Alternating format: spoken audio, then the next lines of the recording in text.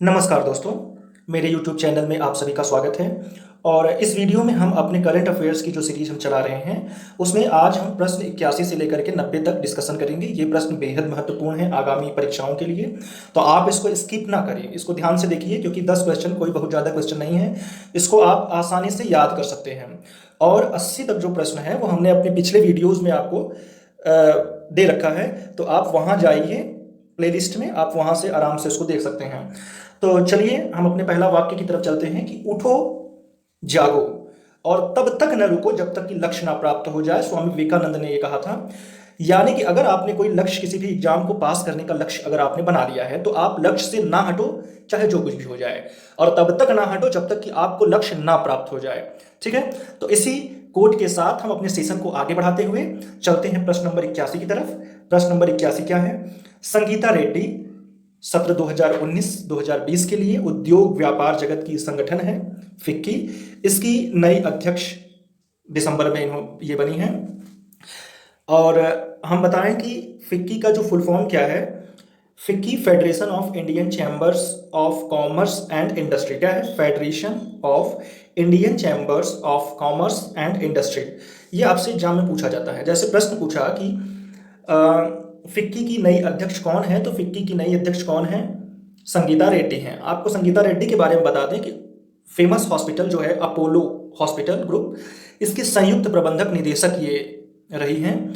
और हम आगे आपको बताएं कि अगला क्वेश्चन देखें क्या है कि माइकल देवव्रत पात्रा भारतीय रिजर्व बैंक के डिप्टी गवर्नर जनवरी 2020 में नियुक्त किए गए। कौन? माइकल देवव्रत पात्रा। जैसे आपसे प्रश्न पूछे कि भारतीय रिजर्व बैंक के डिप्टी गवर्नर जनरल किसे नियुक्त किया गया, तो आप बता सकते हो यस। अगर आपसे कोई पूछे कि भारतीय रिजर्व बैंक का गवर्नर कौन है, तो वर्तमान में गवर्नर शक्तिकांत दास हैं। ठीक है, चलते हैं हम अगले क्वेश्चन पे।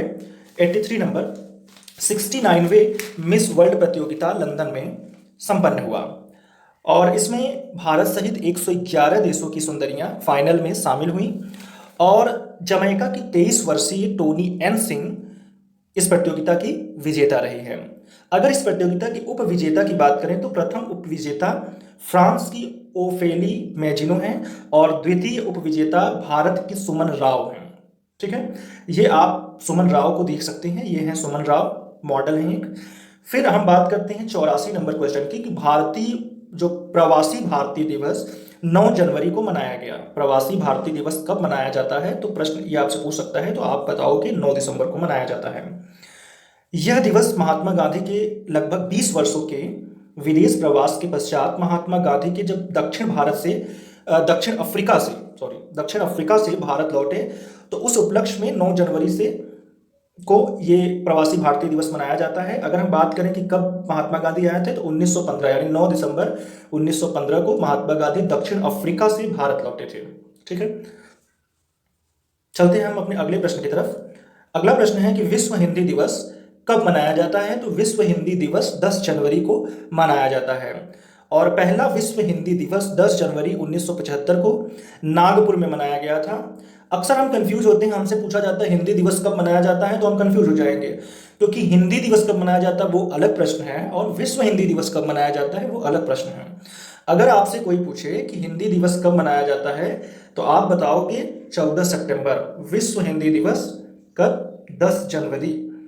और हिंदी दिवस अगर बात करें तो 14 सितंबर। ठीक है, ये आप ध्यान रखिएगा, इसको अक्सर इसमें गलतियां हो जाती हैं।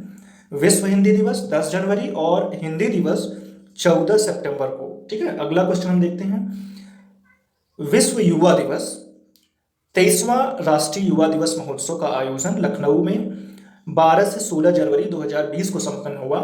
यह युवा दिवस हम स्वामी विवेकानंद के जन्म दिवस के अवसर पर मनाते हैं। इस बार ये जो महोत्सव हुआ, इसका शुभारंभ किसने किया? केंद्रीय युवा मामले और खेल मंत्री श्री किरण रिजिजू ने किया। किरण रिजिजू ने किया। आपसे प्रश्न पूछे कि विश्व युवा दिवस का जो 23वां संस्करण कब हुआ, कहाँ पे हुआ, तो कब हुआ? तो 12 से 16 जनवरी के बीच हुआ 2020 को। और कहाँ हुआ? तो लखनऊ में हुआ। विश्व युवा दिवस किसमें जन्मदिन के अवसर पर मनाया जाता है, तो विश्व युवा दिवस स्वामी विवेकानंद के जन्म दिवस के अवसर पर मनाया जाता है। ठीक है, अब हम बात करते हैं इसकी थीम क्या है। इस बार युवा महोत्सव की थीम थी फिट यूथ फिट इंडिया, यानी कि अगर हमारा यूथ फिट रहेगा तो हमारा इंडिया फिट रहेगा। अब ये हैं स्वामी विवेकानंद महाराज। अगला क्वेश्चन हम देखते हैं कि महिला अंतरिक्ष यात्रियों में एक ही समय में सर्वाधिक समय तक अंतरिक्ष में रहने का विश्व रिकॉर्ड अब अमेरिका की क्रिस्टीना कोच ने अपने नाम किया, यानी कि सर्वाधिक समय तक अंतरिक्ष में रहने का विश्व रिकॉर्ड महिलाओं में क्रिस्टीना कोच को प्राप्त हुआ। अगला क्वेश्चन, 28वां विश्व पुस्तक मेले का आयोजन नई दिल्ली में हुआ। प्रश्न आपसे पूछेगा कि विश्व पुस्तक मेला का जो आयोजन है इस बार कहां पे हुआ, तो आप बताओगे दिल्ली में हुआ। इसकी थीम क्या है, तो थीम है गांधी लेखकों के लेखक, इसकी थीम है, ये आप याद रखिएगा। अगला क्वेश्चन हम देखते हैं कि झारखंड में भाजपा सत्ता से बाहर, झोमुमो यानी झारखंड मुक्ति मोर्चा, कांग्रेस और राजद के गठबंधन नेता हेमंत सोरेन मुख्यमंत्री बने। अगर आपसे प्रश्न पूछे कि भाई हाल ही में झारखंड के नए मुख्यमंत्री के पद पर किसने शपथ लिया, तो हेमंत सोरेन ने। ठीक है, झारखंड के मुख्यमंत्री कौन है, हेमंत सोरेन।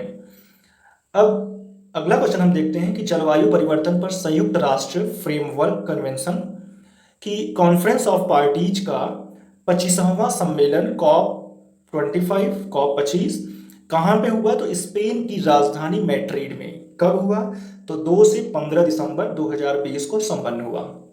ठीक है, अब अगर आपको हमारा वीडियो पसंद आया हो तो कृपया इसे लाइक करिए, शेयर करिए, सब्सक्राइब करिए।